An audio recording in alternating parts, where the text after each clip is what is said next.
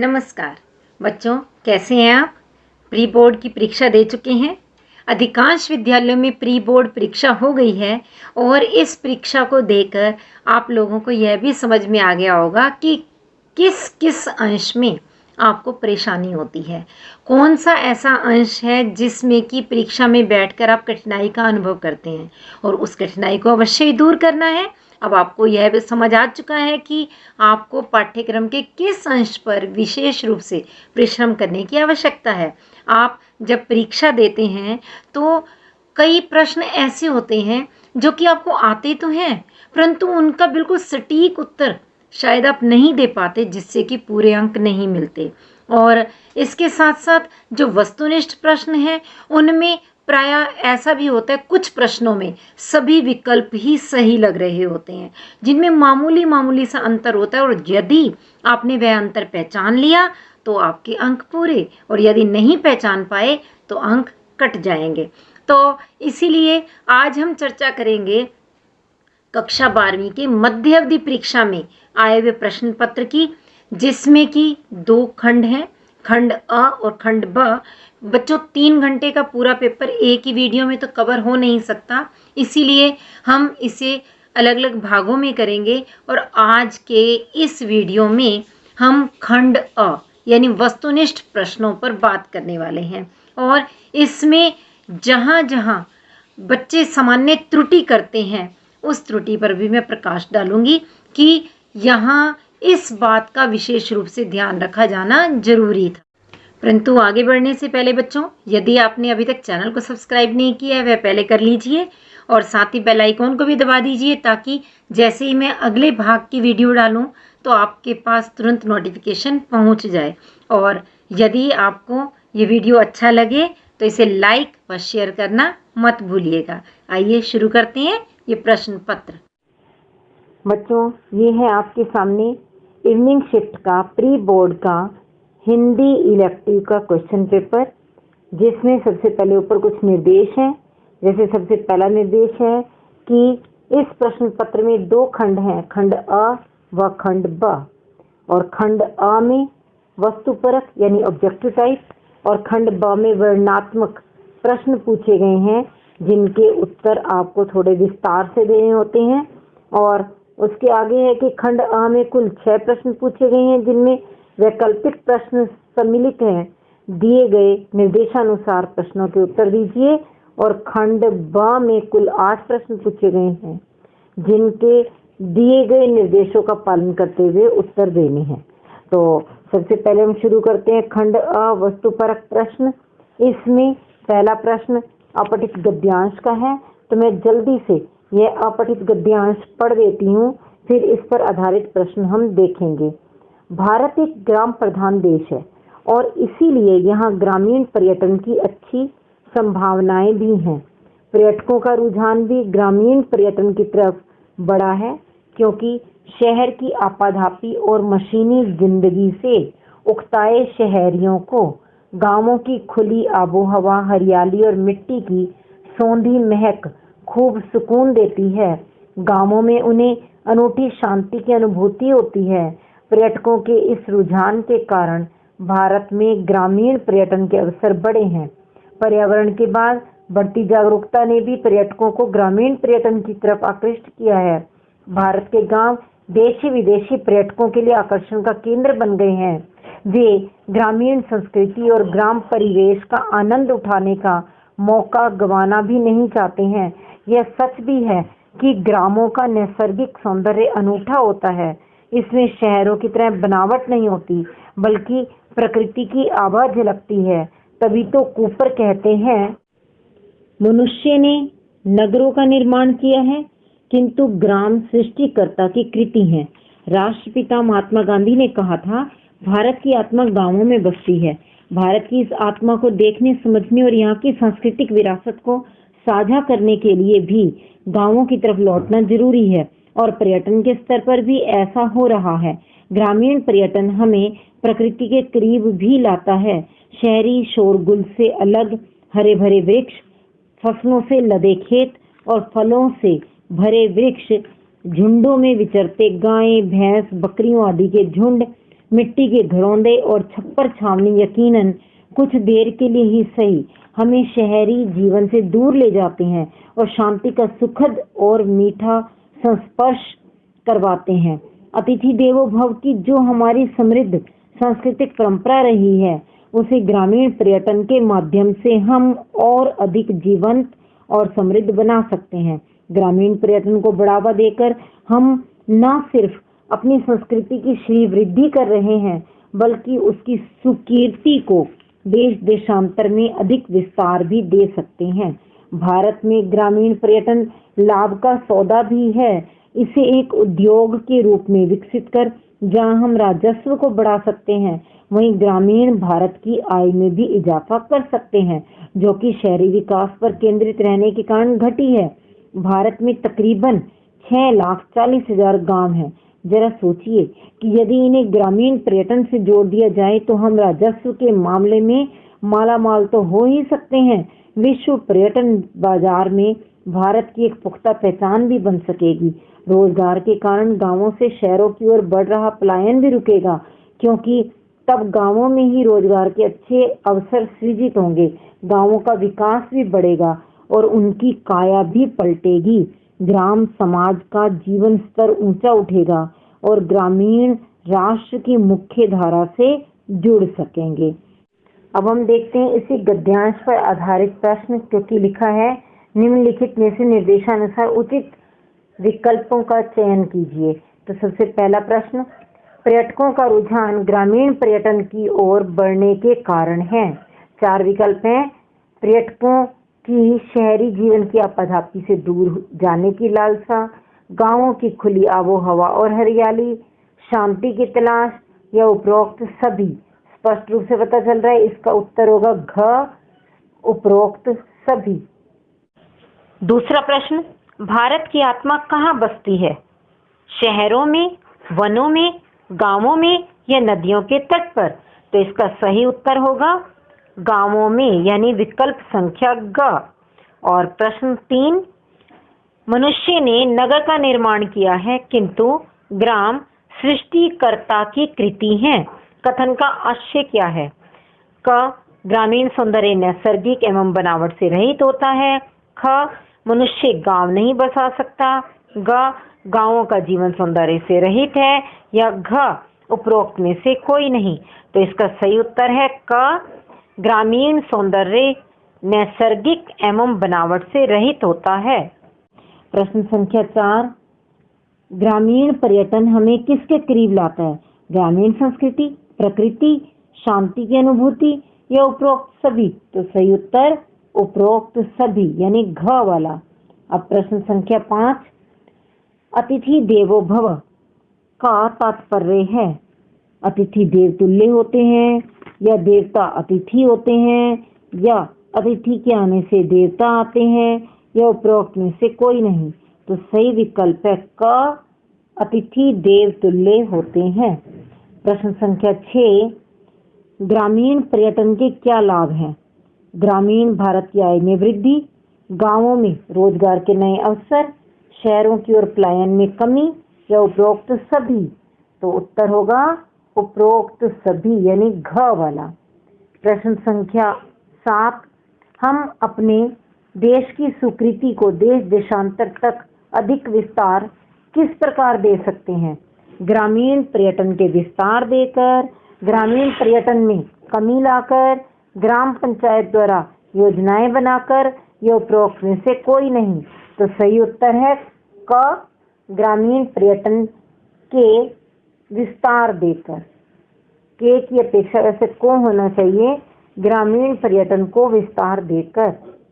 आगे देखते हैं प्रश्न संख्या 8, पर्यटन का अर्थ है कार्यालय जाना, मनोरंजन करना, किसी प्रसिद्ध या मनोरम स्थान की यात्रा, या उपरोक्त में से कोई नहीं।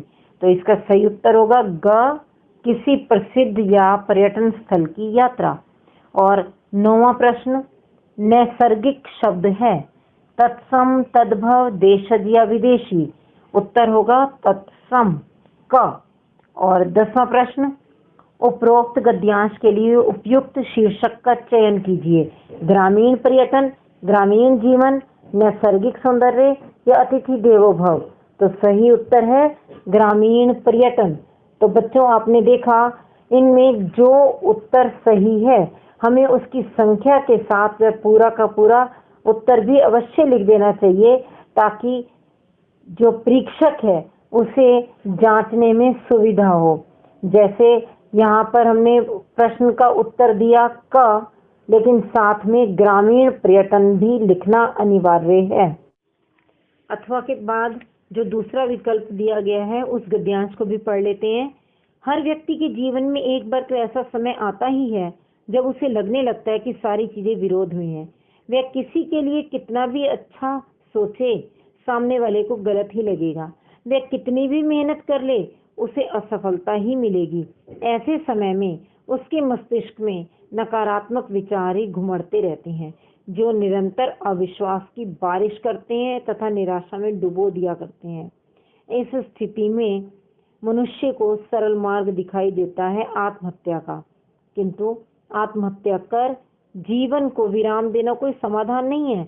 ऐसी स्थिति में यदि कोई आगे बढ़कर हाथ थाम ले, कोई सहारा दे, तो हो सकता है कि जीवन में निराश व्यक्ति का जीवन भी प्रकाशित हो जाए और ऐसा व्यक्ति अवसाद से मुक्त हो, इतना बड़ा कार्य करे कि इतिहास ही रच दे और लोग दांतों तले अंगुली दबा लें। कहने का तात्पर्य है कि यदि हम किसी हताश निराश व्यक्ति को प्रेरित करते हैं तो उसका मनोबल बढ़ता है, उसका आत्मविश्वास जाग जाता है और यहीं से आरंभ होता है असंभव को संभव कर दिखाना। देखा जाए तो हर व्यक्ति की अपनी क्षमताएं एवं सीमाएं होती हैं, किंतु विपरीत परिस्थिति होने पर उसे अपनी ही शक्ति पर अविश्वास सा होने लगता है। इस स्थिति में थोड़ी सी प्रेरणा ही उसे उत्साहित कर देती है।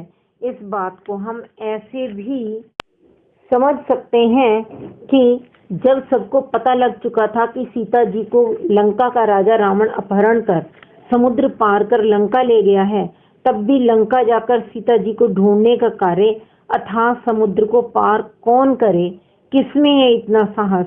यह विकट समस्या थी। इस विकट समस्या का समाधान जामवंत ने ढूंढ निकाला।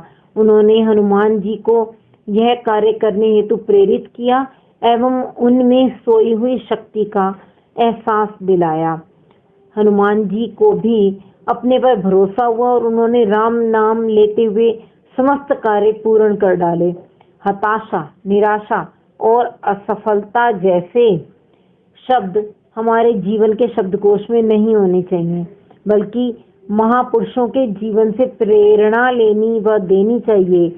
हमें अपने अच्छे कर्मों को याद कर स्वयं उत्साहित हो पुनः ऊर्जा प्राप्त कर हर असंभव को संभव बनाने का प्रयास करना चाहिए, क्योंकि कोशिश करने वाले की कभी हार नहीं होती। कोशिश करने वाले कभी हारते नहीं हैं।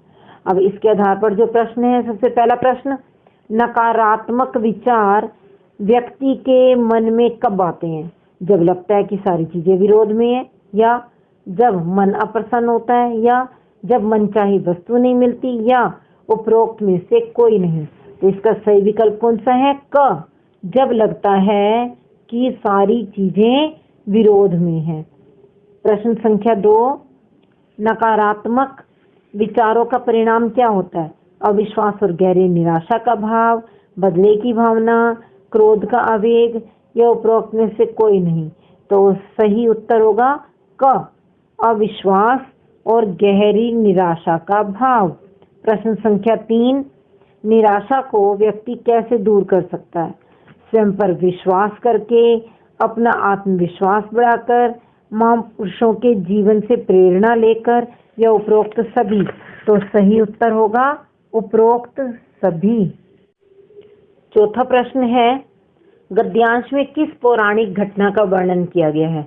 राम द्वारा सेतु निर्माण, लक्ष्मण द्वारा मेघनाद वध, हनुमान द्वारा समुद्र पार कर सीता की खोज, या उपरोक्त में से कोई नहीं। तो सही विकल्प कौन सा होगा? ग, हनुमान द्वारा समुद्र पार कर सीता की खोज। पांचवा प्रश्न, गहन निराशा के क्षणों में सबसे सरल क्या लगता है? कार्य को बीच में छोड़ देना, आत्महत्या करना, चुपचाप सो जाना, ये उपरोक्त में से कोई नहीं। तो सही उत्तर है ख, आत्महत्या करना। छठा प्रश्न, निराश व्यक्ति का मनोबल कैसे बढ़ाया जा सकता है? उसे सहारा देकर, प्रेरित करके, उपरोक्त दोनों या दोनों में से कोई नहीं। तो सही विकल्प ग, उपरोक्त दोनों। सातवां प्रश्न, हमारे शब्दकोश में कैसे शब्द नहीं होने चाहिए? हताशा, निराशा और असफलता जैसे, क्रोध, वैर और बदले की भावना जैसे, ईर्ष्या, द्वेष और कुंठा जैसे, विश्वास, आशा और साहस जैसे। तो सही उत्तर क्या है? क, हताशा, निराशा और असफलता जैसे। प्रश्न संख्या 8, गद्यांश के लिए उपयुक्त शीर्षक का चयन कीजिए। असफलता का भय, निराशा के क्षण, आत्मविश्वास का बल या नकारात्मक विचार। तो सही उत्तर है ग, आत्मविश्वास का बल। प्रश्न संख्या 9, निम्नलिखित में संयुक्त अक्षर शब्द है। संयुक्त अक्षर यानी जहां पर दो व्यंजन मिले हुए हों। तो 4 विकल्प दिए गए हैं, आत्मविश्वास, निराशा, प्रेरणा या उपरोक्त में से कोई नहीं। तो सही उत्तर है क, आत्मविश्वास। प्रश्न संख्या 10, विलोम शब्दों का सही युग्म चुनिए। युग्म माने जोड़ा। आशा, विश्वास, असफलता, निराशा, असंभव, संभव, जीवन, प्राण। तो सही उत्तर होगा ग, असंभव, संभव। दूसरा प्रश्न अपठित पद्यांश है। वह तोड़ती पत्थर, देखा मैंने इलाहाबाद के पथ पर, वह तोड़ती पत्थर। कोई ना छायादार पेड़ वह जिसके तले बैठी स्वीकार, श्याम तन भर बंधा यौवन, नत नयन प्रिय कर्मरत मन, गुरु हथौड़ा हाथ करती बार बार प्रहार, सामने तरु मालिका अट्टालिका प्राकार, चढ़ रही थी धूप गर्मियों के दिन, दीवा का तमतमाया रूप, उठी झुलसती हुई लू, रुई ज्यों जलती हुई भू, गर्द चिन्हगी छा गई, प्रातः हुई दोपहर वह तोड़ती पत्थर। देखते मुझे देखा तो एक बार, उस भवन की ओर देखा छिन तार, देख कर कोई नहीं, देखा मुझे उस दृष्टि से जो मार खा रोई नहीं, सजा सहज सितार, सुनी मैंने वह नहीं जो थी सुनी झंकार, एक क्षण के बाद वह कांपी सुघर, ढुलक माथे से गिरे सी कर, लीन होते कर्म में फिर ज्यों कहा मैं तोड़ती पत्थर। निम्नलिखित में से निर्देशानुसार सबसे उचित विकल्प का चयन कीजिए। पहला प्रश्न, सीकर शब्द से अभिप्राय है क्या? 4 विकल्प हैं, पसीना, बूंद, रक्त या पत्थर। तो सही उत्तर है क, पसीना। दूसरा प्रश्न, काव्यांश के आधार पर बताइए कि दोपहर का वातावरण कैसा था। धूप कम थी, लू चल रही थी, आकाश में मेघ छाए थे या हल्की हवा चल रही थी। सही उत्तर होगा ख वाला, लू चल रही थी। तीसरा प्रश्न, काव्यांश में किसका चित्रण है? पनिहारिन का, मजदूरिन का, दोनों का या दोनों में से कोई नहीं। तो सही उत्तर है ख वाला, मजदूरिन का। प्रश्न संख्या 4, नत नयन प्रिय कर्मरत मन से क्या अभिप्राय है? झुके हुए सुंदर नयन और कर्म में लीन, या नयन सुंदर होने के कारण झुककर काम करना, अपलक देखते हुए काम में लीन, या उपरोक्त में से कोई नहीं। तो सही उत्तर है क, झुके हुए सुंदर नयन कर्म में लीन। पांचवा प्रश्न, रुई ज्यों जलती हुई भू पंक्ति में कौन सा अलंकार है? ज्यों से आप समझ गए होंगे बच्चों। जैसे 4 विकल्प दिए गए हैं, रूपक, उपमा, उत्प्रेक्षा और मानवीकरण, किंतु हमें मालूम है कि जहाँ ज्यों आता है वहाँ उत्प्रेक्षा अलंकार होता है, यानी ग वाला विकल्प सही है। और अब प्रश्न नंबर 6, गुरु हथौड़ा हाथ में गुरु क्या है? संज्ञा, सर्वनाम, विशेषण या क्रिया।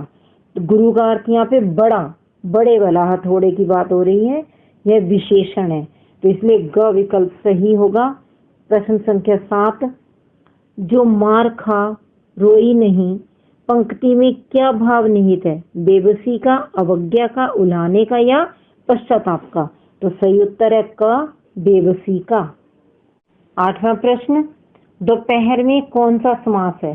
कर्मधारय, तत्पुरुष, बहुव्रीहि या फिर द्विगु?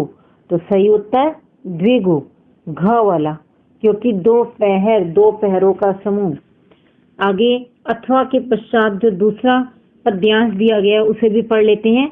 अचल खड़े रहते जो ऊंचा शीश किए तूफानों में, सहनशीलता दृढ़ता साहस उसके यौवन के प्राणों में, वहीं पंथ बाधा को तोड़ बहते हैं जैसे हो निर्झर, प्रगति नाम को सार्थक करता यौवन दुर्गमता पर चलकर, आज देश की भावी आशा बनी तुम्हारी ही तरुणाई, नए जन्म की श्वास तुम्हारे अंदर जगकर है लहराई, आज विगत युग के पतझर पर तुझको नव मधुमास खिलाना, नवयुग के पृष्ठों पर तुमको है नूतन इतिहास लिखाना, उठो शब्द के नव यौवन तुम दिशा दिशा का सुन आमंत्रण, जगो देश के प्राण जगा दो नए प्राप्त का नया जागरण, आज विश्व को यह दिखला दो हम में भी जागी तरुणाई, नई किरण की नई चेतना में हमने भी ली अंगड़ाई।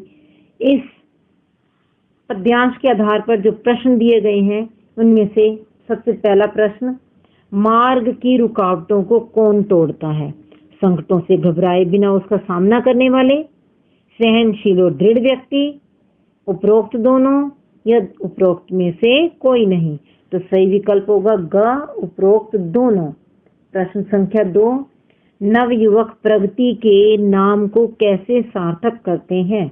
झरने की तरह दुर्गम राहों पर चलकर, मार्ग की बाधाओं को जीतकर, उपरोक्त दोनों या दोनों में से कोई नहीं? तो सही विकल्प है ग, उपरोक्त दोनों। अब है तीसरा प्रश्न, विगत युग के पतझड़ से क्या आशय है? बीता हुआ पतझड़ का मौसम, बीता हुआ समय जब देश के लोग विशेष सफलता अर्जित नहीं कर पाए थे, आने वाला पतझड़ का मौसम या बसंत का आगमन? तो सही विकल्प होगा ख, बीता हुआ समय जब देश के लोग विशेष सफलता अर्जित नहीं कर पाए थे। चौथा प्रश्न, देश को प्रगति पथ पर अग्रसर करने के लिए कवि किसका आह्वान कर रहा है? सैनिकों का, नवयुवकों का, नेताओं का या उपरोक्त में से कोई नहीं? तो सही विकल्प है ख, नवयुवकों का। और अगला प्रश्न, प्रस्तुत काव्यांश है प्रेम गीत, देशभक्ति गीत, आह्वान गीत या उपरोक्त में से कोई नहीं? तो सही उत्तर ग, आह्वान गीत। छठा प्रश्न, विलोम शब्दों के सही युग्म का चयन कीजिए। विगत स्वागत, दुर्गम सुगम, नूतन प्राची या पतझर अमझर? सही उत्तर ख, दुर्गम सुगम। अगला प्रश्न, कवि नवयुग के पृष्ठों पर क्या लिखने का आह्वान कर रहा है? प्रेम गीत, नया इतिहास, कविताएं या उपरोक्त में से कोई नहीं? सही उत्तर होगा ख, नया इतिहास। अब प्रश्न संख्या 8, तरुणाई का संधि विच्छेद है।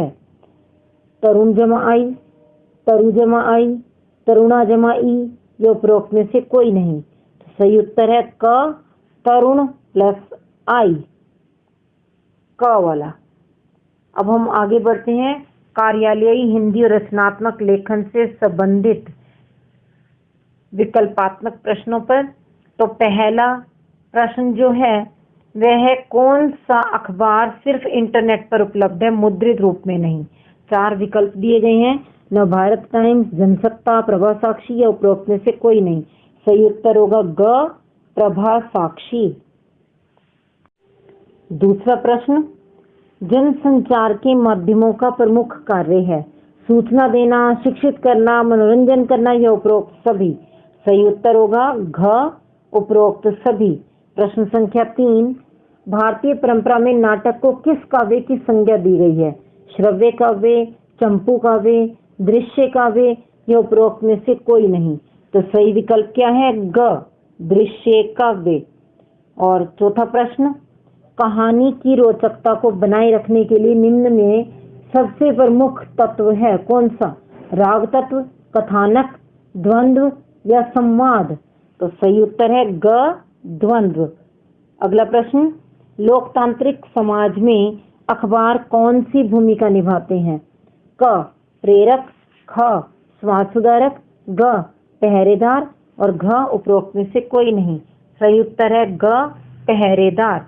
तो बच्चों आप देख पा रहे हैं कि आपको जब भी कोई विकल्पात्मक ऐसा प्रश्न दिया होता है तो वस्तुनिष्ठ विकल्प वाले प्रश्नों में से आपको एक तो उसका संख्या लिखनी है और दूसरा वह विकल्प भी पूरा उतारना है। इसके साथ साथ बच्चे एक बात और ध्यान रखिएगा कि एक प्रश्न के सभी वस्तुनिष्ठ प्रश्न आप एक स्थान पर ही करें, लगातार करें।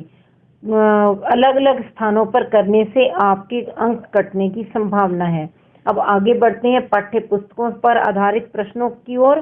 प्रश्न संख्या 4 है, निम्नलिखित काव्यांश को ध्यानपूर्वक पढ़िए। कुसुमित कानन हेरी कमलमुखी, मूंदी रहे दुनियान, कोकिल कलरव मधुकर धुनि सुनी, कर दे झांपे कान। माधव सुन सुन वचन हमारा, तू गुन सुंदरी अति भेल दूबरी, गुनि गुनि प्रेम तुहारा। धरनी धरी धनी कत बेरी बसई, पुनितई उठई न पारा, कातर दीठी करी चौदिस, हेरी हेरी नयन गरे जलधारा, तोहर बिरह दिन छन छन तनु छिन, चौदसी चांद समान। भनई विद्यापति शिव सिंह नरपति, लक्ष्मा देई रमान। निम्नलिखित में से निर्देशानुसार सबसे उचित विकल्पों का चयन कीजिए। ये वैसे तो अंतिम पंक्ति से हम समझ गए हैं कि विद्यापति कवि का यह पद है और इस पर आधारित प्रश्नों में सबसे पहले पूछा गया है प्रस्तुत काव्यांश की भाषा है। हमें मालूम है विद्यापति की भाषा कौन सी है, वही हमें छांटनी है। अवधी, ब्रजभाषा, खड़ी बोली या मैथिली। तो सही उत्तर होगा घ मैथिली। दूसरा प्रश्न, कोकिल की कूक और भंवरे की गुंजार सुनकर नायिका क्या करती है? अपनी आंखें बंद कर लेती है, अपना मुंह फेर लेती है, हाथों से कान ढक लेती है या कुछ नहीं करती? तो क्या उत्तर होगा इसका? ग वाला, हाथों से कान ढक लेती है। तीसरा प्रश्न, नायिका कृशकाय क्यों हो गई है? कृशकाय यानी दुबली पतली। तो इसके 4 विकल्प दिए गए हैं। नायिका ने खाना पीना बंद कर दिया है, नायिका सुंदर होना चाहती है, कृष्ण के प्रेम का स्मरण करके, या उपरोक्त में से कोई नहीं। तो सही विकल्प है ग वाला, कृष्ण के प्रेम का स्मरण करके। और चौथा प्रश्न, चौदसी चांद समान में कौन सा अलंकार है? रूपक, उत्प्रेक्षा, पुनरुक्ति प्रकाश या उपमा? बच्चों समान शब्द दिखाई दे रहा है आपको, इसीलिए स्पष्ट पता चल रहा है कि घ वाला उपमा अलंकार यह सही उत्तर है। पांचवा प्रश्न, नायिका कातर दृष्टि से चारों ओर अपने प्रियतम को ढूंढने का प्रयास करती है। काव्यांश की किन पंक्तियों में यह भाव प्रकट हुआ है? पहला विकल्प, धरनी धरी धनी कत बेरी बसई। ख विकल्प, कुसमित कानन हेरी कमलमुखी। ग, कर देई झांपई कान। और घ, कातर दीठी करी चौदसी हेरी हेरी। सही उत्तर यही है घ वाला, कातर दीठी करी चौदसी हेरी हेरी। आगे प्रश्न संख्या 5 की ओर बढ़ते हैं। निम्नलिखित गद्यांश को ध्यानपूर्वक पढ़िए। चौधरी साहब एक खासी हिंदुस्तानी रईस थे। वसंत पंचमी, होली इत्यादि अवसरों पर उनके यहाँ खूब नाच, रंग और उत्सव हुआ करते थे। उनकी हर एक अदा से रियासत और तबीयतदारी टपकती थी। कंधों तक बाल लटक रहे हैं, आप इधर से उधर टहल रहे हैं। एक छोटा सा लड़का पान की तस्तरी लिए पीछे पीछे लगा हुआ है। बात की काट छांट का क्या कहना है? जो बातें उनके मुंह से निकलती थी उनमें एक विलक्षण वक्रता रहती थी। उनकी बातचीत का ढंग उनके लेखों के ढंग से एकदम निराला होता था। नौकरों तक के साथ उनका संवाद सुनने लायक होता था। निम्नलिखित में से निर्देशानुसार सबसे उचित विकल्प का चयन कीजिए। तो पहला प्रश्न, प्रस्तुत गद्यांश किस पाठ से अवतरित है? जहाँ कोई वापसी नहीं, स्मृति के मन के, समदिया या प्रेम धन की छाया स्मृति। तो बच्चों आप एकदम से समझ गए होंगे देखते ही कि घ वाला विकल्प सही है, प्रेम घन की छाया स्मृति। दूसरा प्रश्न, प्रस्तुत गद्यांश में किसके व्यक्तित्व की विशेषताओं का वर्णन किया गया है? हरगोविंद रामचंद्र शुक्ल, चौधरी बद्री नारायण चौधरी उपाध्याय प्रेमघन या फिर निर्मल वर्मा? तो सही विकल्प क्या है? ग, चौधरी बद्री नारायण उपाध्याय प्रेमघन। प्रश्न संख्या 3, चौधरी साहब कैसे व्यक्ति थे? उत्सव धर्मी यानी त्योहार मनाने वाले, नीरस गंभीर व्यक्तित्व के स्वामी, या उपरोक्त में से कोई नहीं? तो सही विकल्प है क, उत्सव धर्मी, क्योंकि वे होली, बसंत पंचमी इत्यादि अनेक त्योहार मनाते थे। और अगला प्रश्न है, चौधरी साहब के बातचीत का ढंग कैसा था? विलक्षण, वक्रता युक्त, घुमावदार, निराला, का और ग दोनों? तो सही उत्तर भी यही होगा, घ यानी का और ग दोनों। 5वां प्रश्न, प्रस्तुत गद्यांश के लेखक हैं रामचंद्र शुक्ल, चंद्रधर शर्मा गुलेरी, फणीश्वर नाथ रेणु या असगर वजाहत? तो सही उत्तर क्या है? क, रामचंद्र शुक्ल, क वाला विकल्प। आगे पूरक पाठ्य पुस्तक अंतराल भाग 2 पर आधारित प्रश्नों का नंबर आया और यह वस्तुनिष्ठ प्रश्नों में अंतिम प्रश्न है। निम्नलिखित प्रश्नों के निर्देशानुसार विकल्पों का चयन कीजिए। पहला प्रश्न, चूल्हा ठंडा किया होता तो दुश्मनों का कलेजा कैसे ठंडा होता? यह उक्ति किसके द्वारा कही गई है? इसके लिए 4 विकल्प दिए गए हैं, सूरदास, जगधर, नायक राम या घीसू। तो सही उत्तर है ग, नायक राम। अगला प्रश्न, शरद में कौन सा फूल खिलता है? गुड़हल, कमल, गुलाब या हरसिंगार? सही उत्तर है हरसिंगार यानी घ वाला विकल्प। प्रश्न संख्या 3, बाल श्रमिक का उदाहरण है कौन? भूप सिंह, महीप, शेखर या त्रिलोक सिंह? तो सही उत्तर होगा ख, महीप। अगला प्रश्न, पहाड़ों पर नई जिंदगी की कहानी लिखी किसने? शेखर और रूप सिंह ने, शैला और भूप सिंह ने, भूप सिंह और रूप सिंह ने, शैला और महीप ने? तो सही उत्तर क्या है? ख वाला यानी शैला और भूप सिंह ने। अगला प्रश्न, जगधर के मन में ईर्ष्या का भाव क्यों जगा? भैरव के पास रुपयों की पोटली देखकर, सुभागी को सूरदास की झोपड़ी में देखकर, सूरदास को सुखी देखकर, ये उपरोक्त में से कोई नहीं? सही उत्तर है क, भैरव के पास रुपयों की पोटली देखकर। अगला प्रश्न, विकास की औद्योगिक सभ्यता को उजाड़ की अपसभ्यता क्यों कहा गया है?